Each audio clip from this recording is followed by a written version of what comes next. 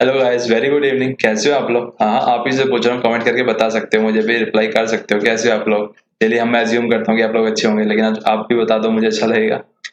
तो मैं राजेश एक बार फिर से आपका अपने YouTube channel learning by doing में आपका हार्दिक स्वागत करता हूँ, हार्दिक अभिनंदन करता हूँ। आप लोगों ने अभी तक हमारे इस चैनल को सब्सक्राइब नहीं किया तो चैनल को सब्सक्राइब कीजिए और याद से बेल आइकन प्रेस कीजिए। तो चलिए, आज है 28 सितंबर 2020 और रात के 9:15 बज चुके हैं और द हिंदू एडिटोरियल का डिस्कशन करना टाइम हो चुका है। तो आज हम वो डिस्कस करेंगे क्या? हाँ, क्या बताओ? जो आज के आर्टिकल आए हैं द हिंदू एडिटोरियल के अंदर, उसको हम एक डिस्कशन स्टार्ट करने वाले हैं। अभी तक आपने वीडियो को शेयर नहीं किया तो दोस्तों के साथ वीडियो को शेयर करो और लाइक नहीं किया तो वीडियो को लाइक भी जरूर करो। तो चलिए, सेशन की अब स्टार्ट कर लेते हैं।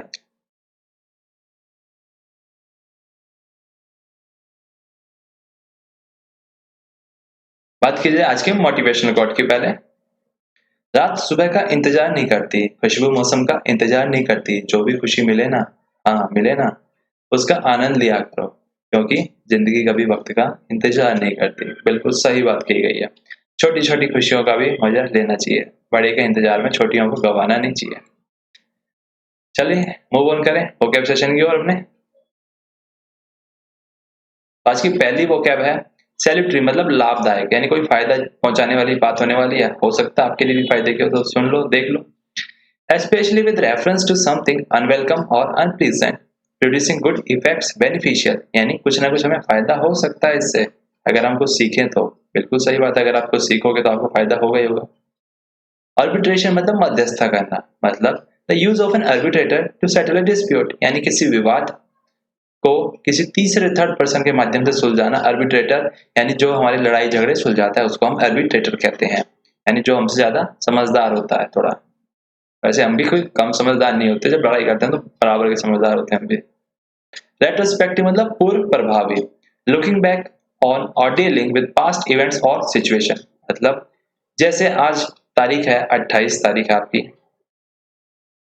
और गवर्नमेंट ने कहा हर किसी को सैलरी मिलेगी, लेकिन रेट्रोस्पेक्टिव डेट से, मतलब बैक डेट से मिलेगी, यानी कि 24/5 से बात कर लेते हैं। तो आपकी जो सैलरी मिलेगी ना, वो 24 तारीख से मिलने वाली है, मतलब 4 मंथ की होगी, ना कि आज से। कहा आज गया है, लेकिन मिलेगी कब से? बैक डेट से, यानी 24/5/2020 से। तो इसका मतलब होता है पूर्व डेट से, यानी जो पहले डेट जा चुकी है उससे हमने चेंज किया है कुछ, तो उसके लिए। ब्रीच मतलब उल्लंघन करना, यानी कोई जो रूल्स है, जो ऑर्डर्स है, जो नियम कायदे हैं, हम उसको उल्लंघन कर रहे हैं, यानी हम उसको मान नहीं रहे हैं, जैसे हम रेड लाइट क्रॉस करके करते हैं। एन एक्ट ऑफ ब्रेकिंग और failing to observe a law, agreement और कोड ऑफ कंडक्ट, या फिर कहीं पे कोई संधि वगैरह हो रखी है, एग्रीमेंट हो रखा है किसी दो कंट्रीज के बीच में, तो हम उसको ब्रीच कर रहे हैं, यानी हम उसको तोड़ रहे हैं। इक्विटेबल मतलब न्याय संगत है, यानी ऐसा होना चाहिए। फेयर एंड इम्पार्शियल, यानी एकदम क्लियर कट। अगर 50-50 है तो 50-50, मतलब सबके लिए समानता की बात हो रही है यहाँ पे। पोर्ट्रेट मतलब फैला हुआ, काफी दूर तक, काफी लंबा ज्यादा, और काफी लंबे समय। परवर्स मतलब विकारग्रस्त, और विकार का मतलब नहीं पता होगा, जानते हैं। Showing a deliberate and obstinate desire to behave in that a way that is unreasonable और अनएक्सेप्टेबल, यानी जो आप जिस प्रकार से आप बिहेव कर रहे हो सामने वाले के लिए, वो अच्छा नहीं है, यानी आपके मन में कुछ चल रहा है, उसके लिए कुछ, समझ गए ना, नेगेटिव चीज है। एम्पैथेटिक मतलब जोर देके कहना, किसी की बात के ऊपर ज्यादा फोर्स करना, किसी के ऊपर ज्यादा फोकस करना। हाँ, यहीं पे फोकस करो आप। Expressing something forcefully and clearly. वैदिक मतलब प्राचीन यूनानियों का युद्ध नृत्य, एकदम शुद्ध हिंदी है।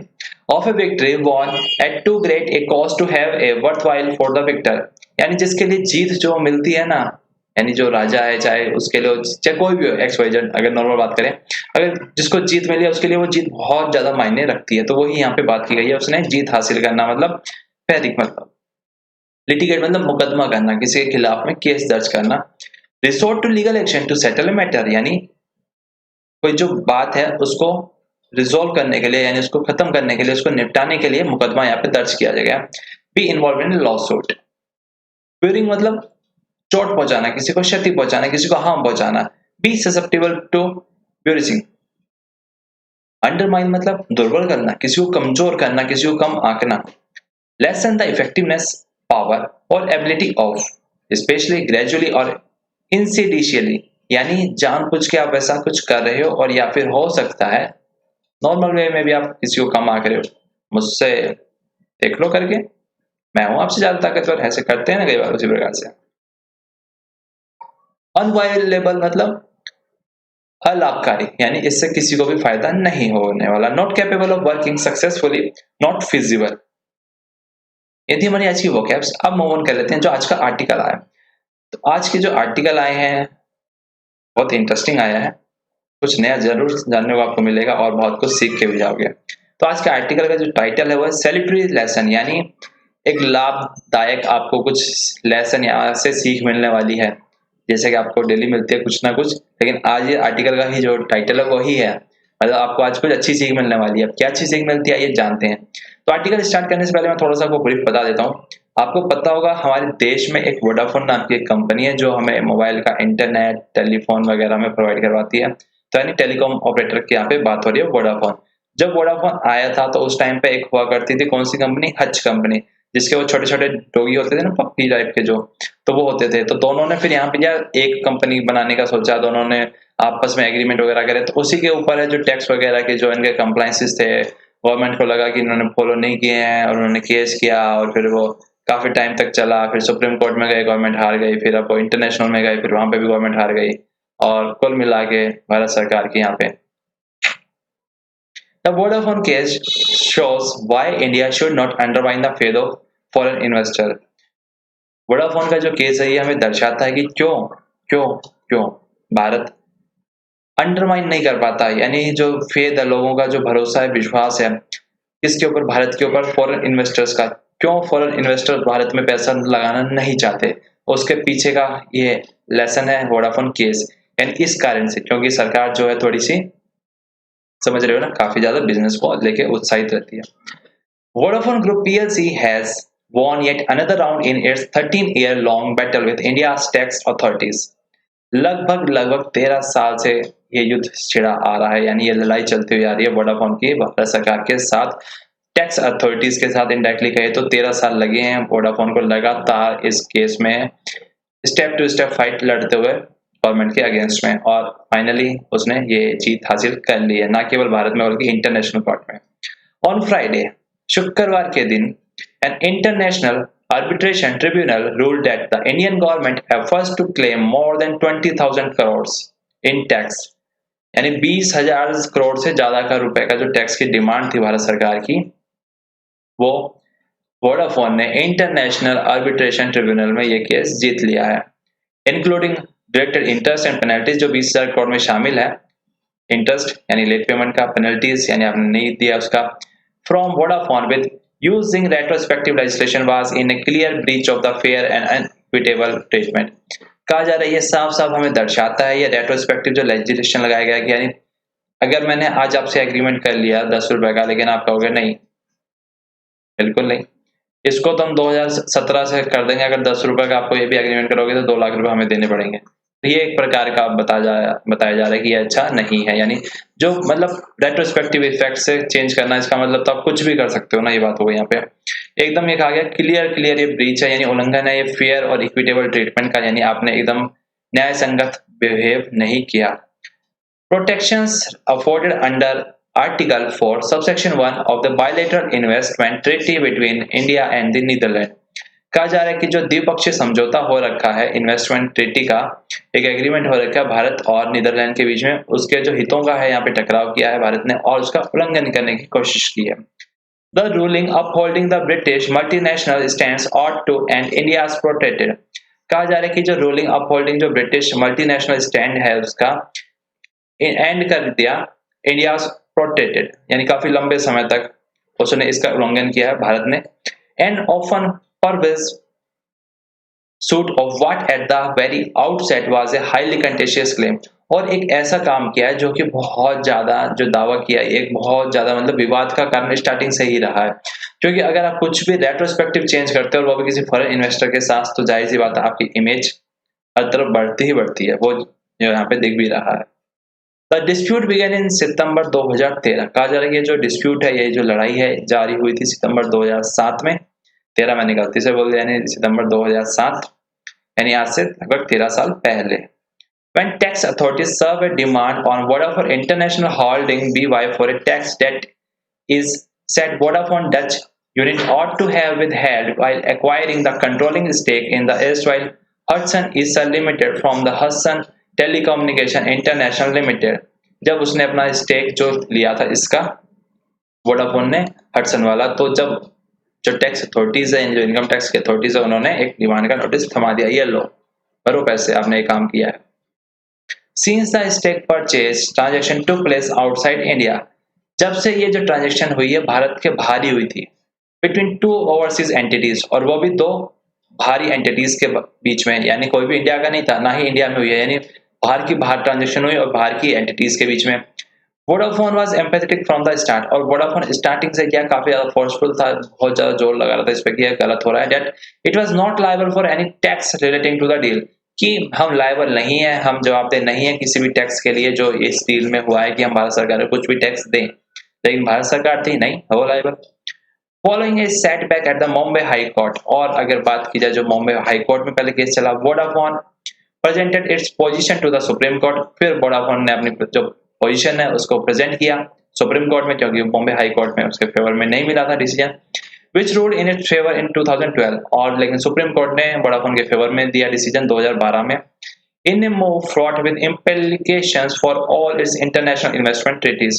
और ये जो इम्प्लीकेशन जो हमें चीजें पता लगी उसके बाद में, जो भी हमारे वैश्विक जो इन्वेस्टमेंट की ट्रीटीज है, जो संधि हो रखी है उसके लिए, तो सुप्रीम कोर्ट ने उस हिसाब से जो फेवर दिया वोडाफोन का दिया।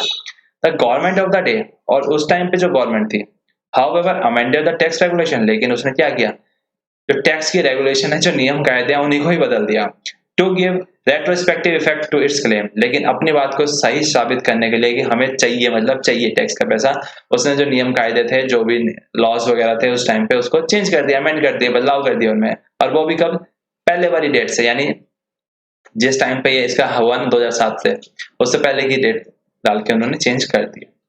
This was the trigger for the UK based company to seek tribunal records, और ये एक प्रकार का बहुत बड़ा वो था किसी भी कंपनी के लिए कि आप कहीं पे इन्वेस्ट कर रहे हो और उसके बाद आपको पता चले कि ये तो लॉ जो है ये बैक डेट से, यानी जब आप कर रहे हो उस टाइम में सब कुछ पता था आपको कि ऐसा कुछ भी नहीं है, लेकिन उसके बाद कहे नहीं जी बैक डेट से नया लॉ हो गया और अब आपको इसके हिसाब से टैक्स देना पड़ेगा, तो एक प्रकार का बहुत बड़ा झटका था। तो इसलिए उसने मांगा ट्रिब्यूनल से अपना रिकॉर्ड्स और अपना वहां पे पक्ष रखा कि ऐसी ऐसी बात है। उसके बाद जो हुआ वो आगे देखते हैं। फॉर वोडाफोन, और बात की जाए वोडाफोन की, the legal win is the best a Pyrrhic victory, और यह एक प्रकार की बहुत बड़ी जीत है वोडाफोन के लिए। After having spent about $11 billion in 2007 for acquiring the 67% stake in हसन इसार, वोडाफोन ने लगभग $11 बिलियन खर्च किए थे 2007 में एक्वायर करने के लिए 67% स्टेक यानी हिस्सेदारी हज में। The telecom service provider has struggle, और उसने काफी ज्यादा संघर्ष किया with challenges that force it, जितने सामने उसके चुनौतियां दी गई उसने उसका सामना किया और आज आपके सामने। इन नवंबर 19, और नवंबर 19 यानी लगभग एक साल पहले, to write down the book value of its Indian holding to zero, और उसने अपने इंडियन होल्डिंग की जो बुक वैल्यू है उसको जीरो दर्शाया। While the Indian operation has gain size, लेकिन जो इंडियन के ऑपरेशन है उसने जाहिर सी बात है गेन हासिल किया, यानी उसने मुनाफा लिया और उसको दर्शाया भी। And market share including through it's merger with the erstwhile idea cellular from respective 44 million subscriber in 2007 to 305 million users का, जब 2007 में 44 मिलियन सब्सक्राइबर थे यानी यूजर थे वोडाफोन के, लेकिन जो अब जून की बात की जा रही है तो आइडिया को मिलके, आइडिया और वोडाफोन दोनों को मिला के 305 मिलियन के सब्सक्राइबर यानी यूजर हो गए हैं। And 26.7% at the end of June, और लगभग 26.7% हो गए जून के अंत तक, यानी 100 में से 26 जने इनके हैं। There has been continuous losses in the face of intense competition and unviable tariff, और लगातार जो फेस करना पड़ रहा है, मतलब जो कांटे का जो कंपटीशन है, टक्कर है, उसके कारण लगातार इसको लॉसेस का सामना करना पड़ रहा है, क्योंकि जो टैरिफ का स्ट्रक्चर है वो बहुत ज्यादा असंगत है। Add to the mix the substantial sum of the money it owes the government in the form of adjusted gross revenue dues and the future fund requirements of a rapidly technological, evolving and highly capital intensive industry, और उसके बाद में जो government के जो dues हो गए, adjusted gross revenue का देना, फ्यूचर फंड की जो रिक्वायरमेंट है और लगातार जो टेक्नोलॉजी का चेंज होते रहना, ये सारे खर्चे भी हैं। और हाईली कैपिटल इंटेंसिव इंडस्ट्री है ये। Vodafone warning to commit more equity to the Indian ventures become understandable. और जो वोडाफोन की जो चिंताएं हैं कि उसे कमिट करनी चाहिए, यानी और ज्यादा उसे इक्विटी की जरूरत है, वो एक प्रकार की हमें समझ में आती है क्योंकि ये भारत में हो रहा है ऐसा। The government must not seek to litigate the matter any further. लेकिन अब कहा जा रहा है कि भारत सरकार को इस मुद्दे को अब और ज्यादा आगे नहीं बढ़ाना चाहिए, यानी कि इसके अगेंस्ट में और कोई अपील दाखिल नहीं करनी चाहिए इंटरनेशनल कोर्ट में। क्यों? The cost of doing otherwise will surely be bristling high, यानी अगर ऐसा किया गया तो बहुत ज्यादा जो कॉस्ट ऑफ डूइंग है, यानी ऐसे करने की जो कीमत है, बहुत बुरी तरीके से चुकानी पड़ सकती है। स्पेशली खास तौर पे उस समय जब at the time when the Prime Minister Narendra Modi spares no opportunity to go for an investor. यानी वो कोई भी मौका नहीं छोड़ना चाहते कि भारत से आने वाले विदेशियों को आप हमारे यहाँ पे इन्वेस्ट ना करने का। यानी जो भी आना चाहता है वो हर किसी का वेलकम करने के लिए तैयार है कि आप आइए और भारत में पैसा लगाइए और इन्वेस्ट कीजिए, हम आपको अपॉर्चुनिटी प्रोवाइड करते हैं। तो इस टाइम में अगर गवर्नमेंट ने कुछ भी ऐसा किया तो वो बहुत ज्यादा घातक हो सकता है। Any failure to learn a salutary lesson. और कहा जा रहा है अगर सरकार इससे कुछ सीख लेने में असमर्थ होती है फ्रॉम दिस लॉस, इस लॉस से यानी इस नुकसान से, would only serve to undermine overseas investors' faith in India's and commitment to international treaties and the rule of law। कुल मिला के बात की जा रही है कि फिर भारत का जो भरोसा है विश्व में कि वहां से इन्वेस्टर्स आएंगे, बहुत कम हो जाएगा वो, क्योंकि उनको लगेगा यहाँ पे रेट्रोस्पेक्टिव लॉ भी चेंज हो सकते हैं, जो एक प्रकार का सबसे बड़ा घातक हो सकता है किसी भी इन्वेस्टर के लिए। और फिर वो भारत में इन्वेस्ट करना नहीं चाहेगा, क्योंकि इस प्रकार के लॉज और रेगुलेशन जो होते हैं, रूल्स होते हैं, वो बहुत ज्यादा ही हार्मफुल होते हैं किसी भी एंटिटी, किसी भी इन्वेस्टर्स के लिए। वही बात यहाँ पे की गई है, क्योंकि जो भी इंटरनेशनल ट्रीटीज है फिर भारत सारी ही तोड़ने टूट जाएगी इस प्रकार से, तो वो फिर फेथ नहीं कर पाएंगे and the rule of law. तो ये था हमारा आज का आर्टिकल। उम्मीद करता हूँ आप लोगों ने नया कुछ जाना होगा और सीखा होगा। अभी तक आप लोगों ने हमें ट्विटर पे फॉलो नहीं किया, ट्विटर पे आप हमें फॉलो कीजिए। चैनल को सब्सक्राइब नहीं किया, चैनल को सब्सक्राइब कीजिए, बेल आइकन को प्रेस कीजिए। टेलीग्राम ग्रुप आप सभी ने ज्वाइन नहीं किया है, टेलीग्राम ग्रुप ज्वाइन कर लीजिए, वहाँ पे आपको पीडीएफ की शेयर हो जाएगी फुल टाइम में। और अगर आप हमसे कोई चीज कांटेक्ट करना चाहते हैं, हमारे साथ शेयर करना चाहते हैं, फीडबैक देना चाहते हैं, सजेशन शेयर करना चाहते हैं, तो आप हमें जीमेल के माध्यम से हमें भेज सकते हैं। आज के लिए इतना ही, कल फिर मिलेंगे। जब तक के लिए goodbye, take care, we learn we grow. हम कुछ नया सीखेंगे और हम आगे बढ़ेंगे। Bye bye.